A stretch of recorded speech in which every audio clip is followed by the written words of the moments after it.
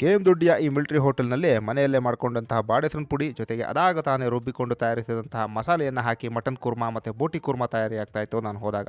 ಹಾಗೆ ಜೊತೆಯಲ್ಲಿ ಇಲ್ಲಿನ ಪಕ್ಕ ದೇಸಿ ಶೈಲಿಯ ಮಸಾಲೆಯಲ್ಲಿ ಮೀನುಳಿ ತಯಾರಾಗ್ತಿತ್ತು.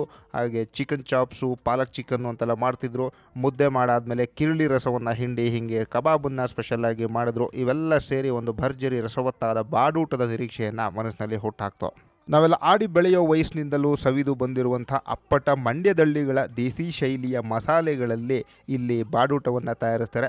ಅದನ್ನು ಸವಿಯೋದಕ್ಕೆ KM ದೊಡ್ಡಿ ಭಾರತಿ ಕಾಲೇಜಿನ ಹುಡುಗರು ತುಂಬಾ ಇಲ್ಲಿಗೆ ಬರ್ತಾರೆ. ಬೋಟಿ ಕುರ್ಮಾ ಮತ್ತು ಮಟನ್ ಕುರ್ಮಾದಲ್ಲಿದ್ದಂಥ ಮಸಾಲೆ ಹದ ನಮ್ಮ ಪುಟ್ಟೆಗೌಡನಿಗೆ ಬಹಳ ಇಷ್ಟ ಆಯಿತು. ಹಾಗೆ ಮೀನುಳಿಯ ಆ ಹುಳಿಯ ಒಂದು ಬ್ಯಾಲೆನ್ಸು ತುಂಬಾ ಚೆನ್ನಾಗಿತ್ತು. ಇನ್ನು ಚಿಕನ್ ಚಾಪ್ಸು ಮತ್ತು ಪಾಲಕ್ ಚಿಕನ್ನು ಅದ್ಭುತವಾಗಿದ್ವು ಮುದ್ದೆ ಜೊತೆ ತಿನ್ನೋದಕ್ಕೆ.